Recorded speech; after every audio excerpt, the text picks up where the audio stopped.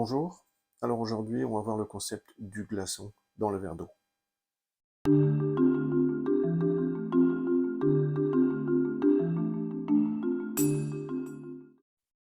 Alors, Joël a écrit: il ne peut y avoir de désir, pas même de désir de donner, parce que cela nourrit aussi le sens de l'état du jeu, petit jeu, et enfle l'ego. Il doit y avoir un complet repos, comme un glaçon repose dans l'eau, ou comme la sève s'élève à partir des racines de l'arbre jusqu'à les branches pour former les bourgeons, les fleurs et les feuilles de l'arbre. La glace n'a aucune inquiétude ni souci. Elle laisse l'eau la bouger. Où elle veut. L'arbre n'a aucune inquiétude ni souci de savoir s'il y aura assez de pluie ou de soleil à la saison voulue. Il attend patiemment. Il n'essaye pas d'interférer avec l'écoulement normal et naturel de la vie. Alors, pour reprendre cette belle image du glaçon qui repose, ou l'arbre qui s'inquiète de rien, on est là dans ce prolongement de ce qu'on a vu dans la vidéo précédente sur la méditation, c'est-à-dire la réalisation que nous faisons un avec la vie par une prise de conscience intérieure. Et seulement quand il y a cette prise de conscience intérieure, alors on a brisé ce sentiment, cette illusion de séparation, et donc on a ce processus de réunification, donc la sève qui nourrit l'arbre à nouveau, l'arbre, la branche que nous sommes. Dans le concept du glaçon qui flotte, c'est donc de comprendre que je n'ai rien à faire. Je me laisse porter. Je dis donc aucun désir d'aucune nature que ce soit. Alors là, le petit ego va venir tout de suite en disant, mais bon, alors, c'est quoi la vie si on ne peut pas désirer, etc., etc. C'est le jeu du mental. Il faut apprendre à le refuser. Sans quoi, on est le jouet de ce jeu mental permanent.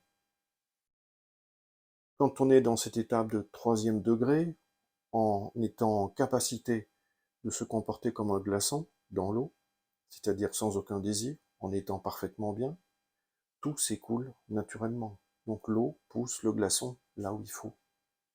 Et c'est là qu'on touche à ce côté merveilleux de la vie, où tout se déclenche avec une synchronicité parfaite, avec un merveilleux dans les contacts, avec un merveilleux dans les moments, dans les instants de vie. Il n'y a plus de combat. L'épée est au fourreau. On est juste bien, mais vraiment bien. Cet état, c'est notre état voulu par le Créateur. C'est notre état naturel.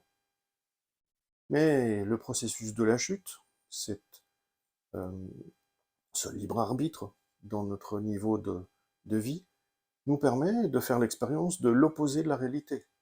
L'opposé de la réalité, donc l'opposé de la vie, de l'amour, de l'abondance, c'est en fait de vivre euh, le malheur, la souffrance, la maladie, le manque, la limitation.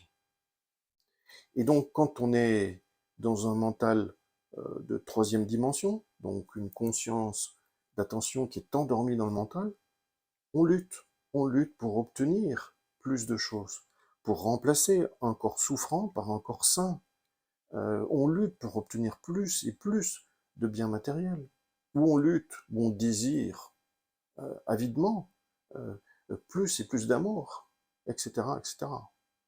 Donc on est dans le petit jeu qui désire plein de choses et qui lutte en permanence pour maximiser son existence. Le glaçon ne lutte pas, il est. Il a réalisé qu'il est de l'eau sous une autre forme, mais il est toujours de l'eau. Il fait un avec cet environnement. Et donc nous aussi, par analogie, nous devons apprendre à faire un en conscience. Et ça, c'est par cette respiration qu'on a appris dans une précédente vidéo, qui vient d'un exercice de méditation, mais qui doit apprendre à se faire en un claquement de doigts. Réaliser cette unicité en nous. Et chaque fois qu'une pensée va nous tenter en termes de peur, peut-être de ceci, peut-être de demain, etc., ou possible souffrance, etc., etc., c'est la refuser.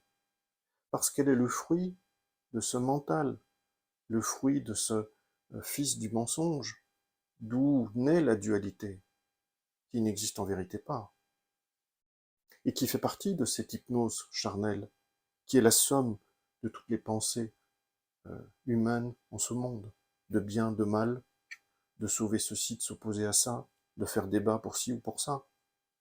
Cette agitation, elle n'est que mentale. Donc on a le choix, mais ce choix, il va prendre du temps. Pendant de nombreuses années, on va d'abord essayer de se battre. On est dans une voie plus duelle de la spiritualité, et on y est tous passés. Et puis, un beau jour, on commence à s'éveiller. Et là, on va toucher à un enseignement de vérité. Dans la voie infinie, ce cheminement, comme il a déjà été dit, prendra du temps. Il faudra accepter cette notion de temps, parce que de même qu'on a grandi de bébé à adulte, ça a pris du temps. Donc il faut accepter ce temps. Mais ce temps est aussi douceur. Si ce temps est perçu comme manque, c'est perçu depuis un mental qui désire. Si c'est accepté, c'est perçu comme douceur, parce que tout est déjà bien. Et dans notre vie, tout sera déjà bien à ce stade. Les expériences, les réalisations spirituelles se suivront en son temps. Mais en attendant, tout est déjà bien. Si on est en capacité d'avoir cette respiration intérieure d'une façon très naturelle, à chaque instant, et surtout pour éviter les tentations du mental, avec son lot de souffrance,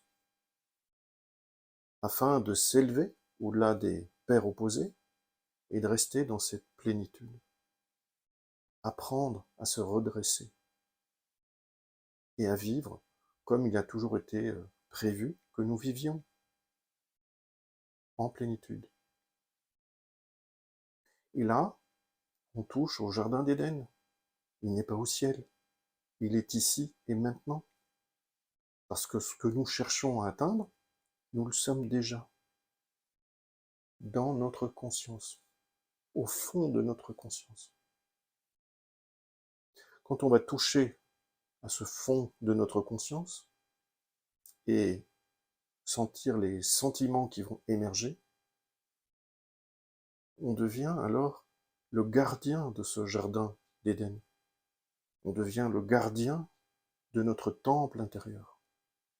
Et ce temple intérieur ne doit plus être souillé par des pensées de bien, de mal, des tentations de souffrance ou autres.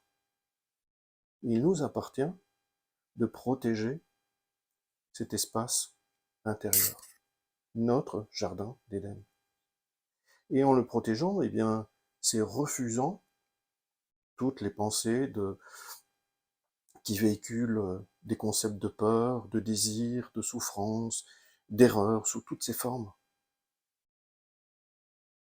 Il nous appartient d'être ce glaçon baignant dans l'harmonie.